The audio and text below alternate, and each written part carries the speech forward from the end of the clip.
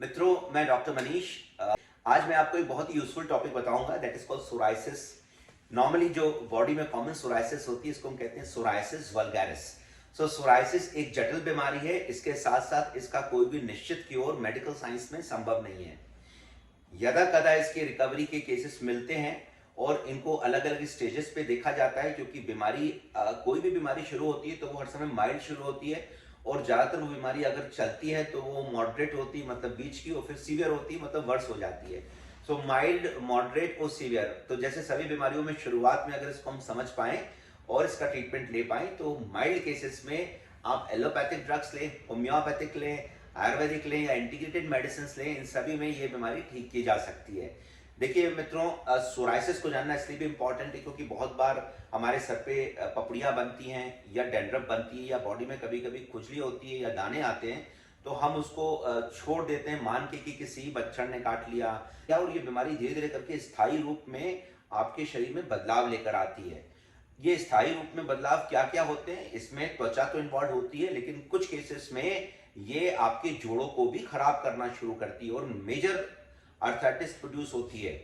जैसे rheumatoid arthritis नाम की बीमारी है जिसमें आपके जोड़ खराब होते हैं, वैसे ही आपके उंगलियां, स्पेशली छोटे जॉइंट सबसे पहले खराब होते हैं। इसके बाद सैक्रोइलेक जॉइंट, मतलब कूल्हे की हड्डी के जॉइंट्स, और हाइपोफैशियल जॉइंट्स। देखिए मित्रों, अर्थराइटिस, सोराइसिस और साथ में नेल चेंजेस, ये तीन चीजें जिसके द्वारा हम डॉक्टर्स इस बीमारी को समझ लेते हैं बिना किसी बायोप्सी किए कि भाई ये सोराइसिस है, इसको आप तरीके से मैनेज करिए। देखिए मित्रों, यहाँ पे सोराइसिस के बारे में बात करना इसलिए इंपॉर्टेंट है, जो इंटरल्यूकिन या इन्फ्लेमेटरी जो फैक्टर्स हैं जो बॉडी में इम्यूनिटी को पोस्ट करते हैं किसी बीमारी के अगेंस्ट में, वो कभी कभी अपने आप ही ऑटो ट्रिगर होने लगते हैं, इसलिए इस बीमारी को ऑटो इम्यून माना गया है। तो इन बीमारियों में सोराइसिस स्किन में शीर्ष ऑटो इम्यून डिजीज के रूप में देखी गई है। और क्योंकि इनके ऊपर बहुत रिसर्च है, कोई लाइन ऑफ एक्शंस नहीं है, तो ज्यादातर जो लाइन ऑफ एक्शंस है वो सप्रेसिव है। सो अगर माइल्ड केस है तो डॉक्टर ज्यादातर स्टेरॉइड्स के ऊपर निर्भर करते हैं, लगाने के स्टेरॉइड्स जिसको हम टॉपिकल स्टेरॉइड्स कहते हैं, और खाने के स्टेरॉइड अगर मॉडरेट केस है या केस जल्दी रिकवर नहीं कर रहा है, लेकिन उसमें भी कोलेट्रल डैमेज या साइड इफेक्ट के कारण आप लॉन्ग टर्म पे उसको नहीं ले सकते। अगर माइल्ड केस है, ठीक हो गया आपकी स्टेरॉइड से, तो वो वापस एमिट कर सकता है after few years, after few time, और फिर आपको मेजर ड्रग्स लेनी पड़ती है। सो स्टेरॉइड्स, मीथोट्रेक्सेट जो कि थायमीन ब्लॉकर है, और इनकी लिमिटेशंस ये हैं कि आपको ये जानना पड़ेगा कि ये आपकी मदद कर सकते हैं इमरजेंसी में अगर आपको मेजर सोराइसिस आई है, जिसको हम कहते हैं पस्ट्यूलर सोराइसिस, मतलब छोटे छोटे पस पूरे बॉडी में बन गए, या एरेथ्रोडर्मिक, पूरी बॉडी लाल पड़ गई, अचानक उसमें पस बन गया है और आपको इन्फेक्शन, आपकी बॉडी ठंडी होने लगी है। तो ऐसे केसेस में, जो कि 1000 में से कभी एक में हो जाता है, तो उस केसेस में स्टेरॉइड्स, मिथोट्रेक्सेट और ऐसी ड्रग्स बहुत कारगर होती हैं। वहां पे आपको इन लाइन ऑफ एक्शंस की शुरुआत करनी पड़ेगी। यद्यपि लॉन्ग टर्म पे या कुछ महीनों बाद आप इनके साइड इफेक्ट के कारण इनको नहीं ले पाएंगे, आपको वैकल्पिक चिकित्सा में या होम्योपैथी थेरापेटिक्स में आना ही होगा। तो ऐसे केसेस में मैंने सोचा आपको एक वीडियो के अंतर्गत मैं एक बेसिक मेडिकल साइंस के पॉइंट ऑफ व्यू से होम्योपैथिक ट्रीटमेंट के बारे में जानकारी दूं। सो मित्रों, माइल्ड, मॉडरेट और सीवियर। सो माइल्ड केस को मॉडरेट मत बनने दीजिए, मॉडरेट को सीवियर नहीं बनने दीजिए। आप इस कभी आपके त्वचा पे लाल निशान पड़ते हैं, आपको लगता है कि नहीं सर पे पपड़ियां बनी हुई है, डैंड्रफ है, तो मित्रों ये डैंड्रफ या छोटे लाल दाने अगर पपड़ियों के रूप में लगातार बन रहे हैं, ठीक नहीं हो रहे हैं, ठंड के मौसम में बढ़ जा रहे हैं और आप इसको रिकवर नहीं कर पा रहे हैं, तो मित्रों ये सही समय कि आप इन बीमारी को लेकर हमारे पास आए। और देखिए मित्र, सबसे कॉमन जो सोराइसिस का प्लाक होता है उसमें आप देखिएगा लाल रंग के काफी चकत्ते हैं, क्योंकि त्वचा में, इस बीमारी में त्वचा बहुत तेजी से शेडिंग करती है। नॉर्मली 28 दिन में नीचे से ऊपर की तरफ त्वचा आती है और जगह जगह गिरती है, हमें पता भी नहीं चलता है, लेकिन इस बीमारी में लगभग हर 2-2.5 दिन में त्वचा वो नीचे से ऊपर की तरफ आ रही है, पैराकेराटोसिस हो रहा है, एक्सेस डिस्कॉमेशन हो रहा है स्किन में। तो ऐसी स्थिति में आपको जगह जगह त्वचा पड़ी हुई दिखाई दे सकती है और आपको खुद पपड़ियां दिखाई देगी। तो ये बीमारी में ये अलग से दिख जाती है, सिल्वरी वाइट स्केल। ऑस्पिट साइन, आप उसको कभी कभी पेशेंट उसको पिक करते हैं, खींचते रहते हैं, तो उसमें खून का निशान आ सकता है, दैट्स कॉल्ड ऑस्पिट्स। देखिए मित्रों, इसमें कभी कभी कहीं चोट लग गई हो आपको, तो वहां पे भी सोराइसिस की शुरुआत हो सकती है। तो सोराइसिस एक इंटरनल बीमारी है, ये छुआछूत से नहीं फैलती है, परिवारों में रन करती है, क्योंकि इसके पीछे जेनेटिक्स और इपीजेनेटिक्स, मतलब स्वभाव और परिवार का परिवेश, ये दोनों ही चीज अगर किसी व्यक्ति में है तो उसको दूसरों की नॉर्मल की तुलना में ज्यादा होने के चांसेस है। लेकिन ये नॉर्मल परिवारों में जिनमें ये बीमारी नहीं पाई जाती है उनमें भी देखी जाती है। इस सोराइसिस मुंह के अंदर मतलब म्यूकस मेम्ब्रेन इसमें नहीं पाई जाती। सोराइसिस ज्यादातर एक्सटेंसर सरफेस मतलब ये बाहर के हिस्से, ये अंदर के हिस्से जहां पे मोड़ है, ये फ्लेक्सर सरफेस, ये एक्सटेंसर सरफेस। तो ज्यादातर जो सोराइसिस है वो सबसे पहले आपको इन हिस्सों में दिखाई देगी, पैरों में भी सामने की तरफ दिखाई देगी, पीछे कम दिखाई देगी कंपैरेटिवली। लैगिंग प्लेनस के साथ ऐसा नहीं है, ज्यादातर एक्सटेंसर में पाई जाती है, लेकिन ये दोनों इन्वॉल्व करती है। इसमें खुजली ज्यादा होती है, सोराइसिस में जरूरी नहीं कि आपको बहुत ज्यादा प्रोराइटिस से इचिंग हो। लेकिन मित्रों दोनों ही बीमारी लॉन्ग टर्म है और इनमें आपको अल्टीमेटली होम्योपैथिक मेडिसिन में आना होता है। सो फ्रेंड्स, चाहे गटेड सोराइसिस हो या सोराइसिस के अलग अलग वेरिएंट हो, लैगिंग प्लेनस हो, इन दोनों केसेस में होम्योपैथिक मेडिसिन कारगर रही है, इसमें कोई क्वेश्चंस नहीं है। लेकिन इसमें बायोमार्कर्स का रोल भी बहुत है, दैट मींस क्लिनिकल साइंसेस का भी रोल है। सो पेशेंट में विटामिन डी एक मेजर क्राइटेरिया है। अगर पेशेंट का विटामिन डी कम है तो पेशेंट की रिकवरी नहीं हो सकती, इसलिए हमें मेडिकेशंस और लाइन ऑफ एक्शंस में विटामिन डी बायोमार्कर्स को चेक ज्यादा कराना इंपॉर्टेंट है। अगर पेशेंट को एलर्जीज भी है, that is called high TIG levels है, तो वो भी एक इंपॉर्टेंट बायोमार्कर है जो केस को खराब कर सकता है। पेशेंट को सेबोरिक डर्मेटाइटिस भी है और साथ में उसको सोराइसिस है, तो मैंने देखा है कि ऐसे केसेस और मुश्किल से ठीक होते हैं, इनकी प्रोग्नोसिस बहुत बढ़िया नहीं होती है, they are fair to poor.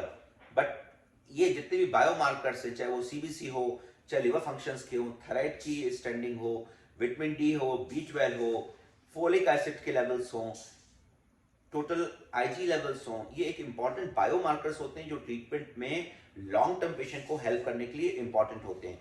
तो फ्रेंड्स, सोराइसिस में होम्योपैथिक थेरापेटिक्स जो लाइन ऑफ एक्शन से डॉक्टर सत्संगी से हम देते हैं और जो हमने रिकमेंड किया अक्रॉस द ग्लोब, उसको हम कहते हैं सेकंड जनरेशन थेरापेटिक्स या रीजन थेरेपी।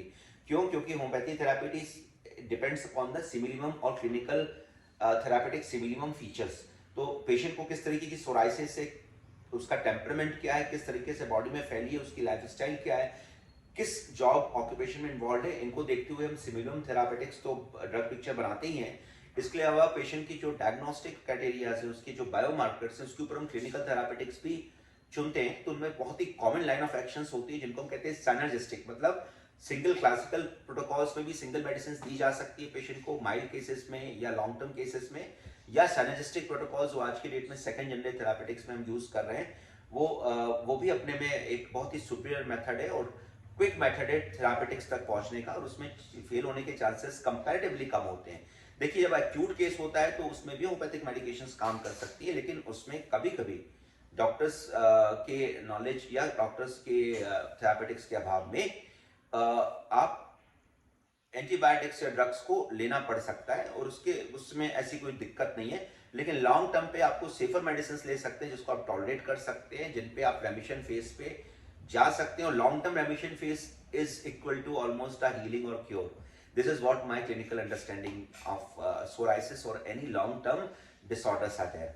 सो कुछ कॉम्बिनेशन तो बहुत अच्छा वर्क करते हैं सोराइसिस में। तो एक तो कॉमन कोल्ड प्रोटोकॉल्स जरूर चलने चाहिए, क्योंकि पेशेंट को जब भी सर्दी खांसी या वायरल इन्फेक्शंस होते हैं, सो ऑटो इम्यून रिएक्शंस में सोराइसिस जरूर फ्लेयर करती है। तो एक कॉमन कोल्ड प्रोटोकॉल्स की मेडिसिन जिसमें एकोनाइट, काली बैक्रोमिकम, जलकामेरा, रस्टक्स, काली ग्रुप की मेडिकेशंस, इनके स्पेसिफिक कॉम्बिनेशंस को अलग अलग समय पे देना इंपॉर्टेंट होता है।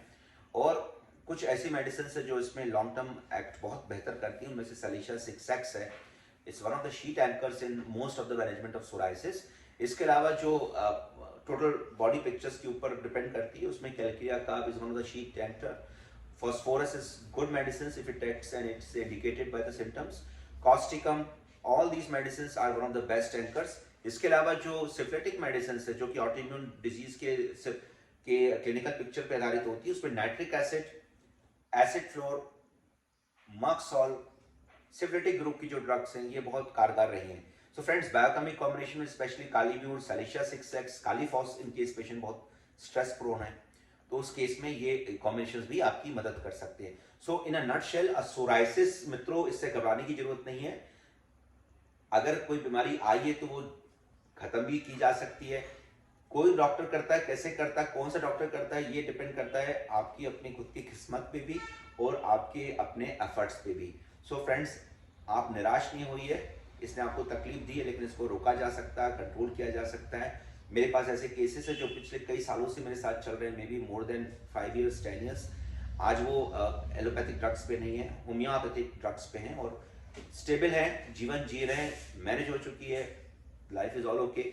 और जरूरत पड़ने पे ही उनने कभी पिछले 5 या 2 साल में, 3 साल में, 10 साल में एलोपैथिक ड्रग्स की जरूरत पड़ी हो उनको एक्यूट फ्लेयर में, क्योंकि हम सिनेस्टिक प्रोटोकॉल्स में इन एक्यूट फ्लेयर्स को बचाते हैं। सो रेजन थेरापेटिक्स, सेनेजेस्टिक प्रोटोकॉल्स और जिसको हम सिमिली मम थेरापेटिक्स कहते हैं, उसमें चांसेस एग्रेवेशन के कम होते हैं, रिकवरी के ज़्यादा होते हैं।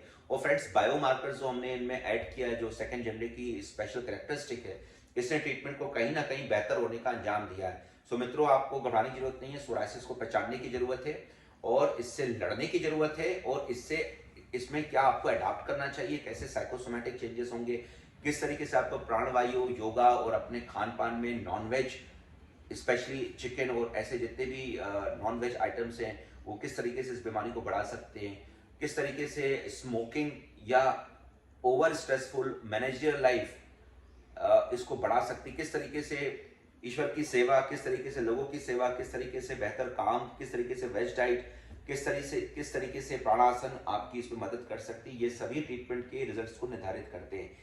इसलिए मैंने इन ट्रीटमेंट को ज़्यादातर माइंड बॉडी हीलिंग प्रोटोकॉल्स में ही रखा है।